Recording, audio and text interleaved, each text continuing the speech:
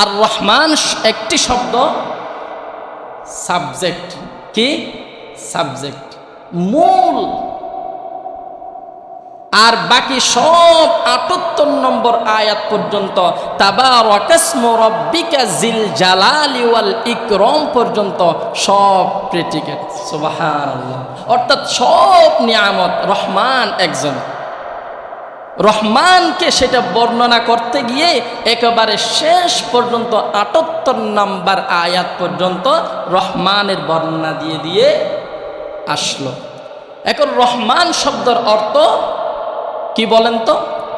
দয়ালু, অসীম দয়ালু, কোনো সীমাহীন, কোনো সীমা নাই, কোনো কি নাই, সীমা নাই, দয়ার সীমা নাই। দুনিয়ার মধ্যে আল্লাহ তাআলা সব কিছুর, জিন, মানুষ, জীবজন্তু, সর্ব বস্তুর প্রতি আল্লাহ তাআলার রহমত, দয়া আছে না? আল্লাহ তাআলা সূরা আরফের মধ্যে বলেন, ওয়া রাহমাতি ওয়াসিআত কুল্লা শাই।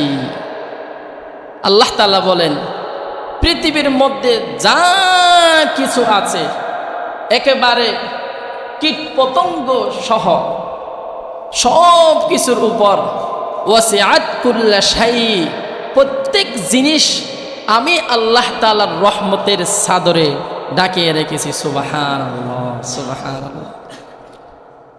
সেটা হলো দুনিয়ার জন্য। সেটা কিসের জন্য? দুনিয়ার জন্য।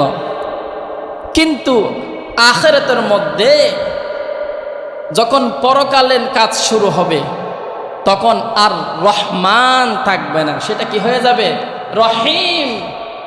আর রহমানির রহিম মালিক ইয়াউমিদ্দিন ইয়্যাকা না'বুদু ওয়া ইয়্যাকা নাস্তাঈন। রহমান কে জানো?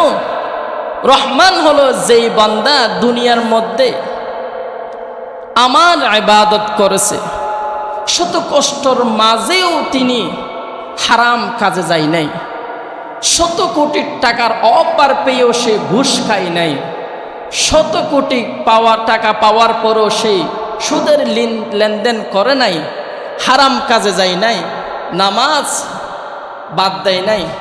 কোন শীতকালে কত কষ্ট, পানি ধরলে একেবারে শরীর একেবারে কি হয়, অবশ হয়ে যায়, অবশ হয়ে যাওয়ার মতন।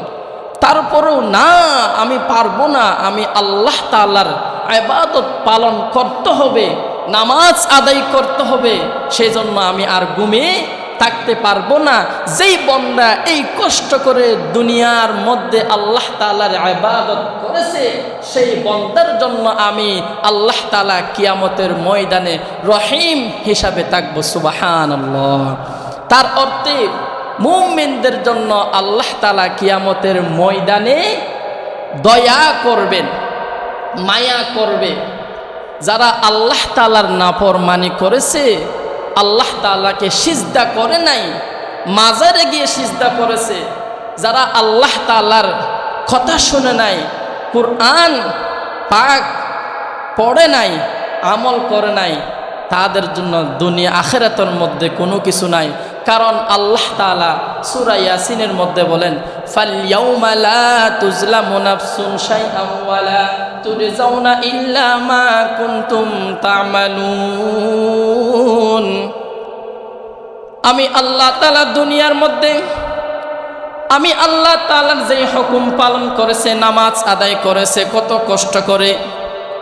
কত কষ্ট করে হালাল ব্যবসা করেছে, সুদের লেনদেন করে নাই, ঘুষের লেনদেন করে নাই, কোটি টাকা অফার আইছিল, না না না আমি এই টাকা নিতে পারবো না, এই টাকা হলো হারাম, আমি এই সুদের ঘুষের মধ্যে হাত দিতে পারবো না, অন্যায় কাজে যেতে পারবো না, অন্যায় কাজে আমি পা বাড়াতে পারবো না।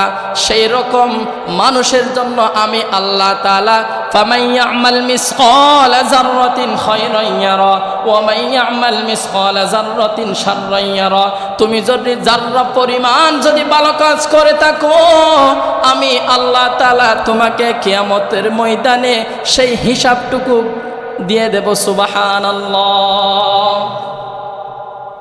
এখন আজকের যে নিয়ামতের কথা শুনতেছেন, আজকের পর থেকে আমরা সবাই 5 ওয়াক্ত নামাজ আদায় করব তো ইনশাআল্লাহ।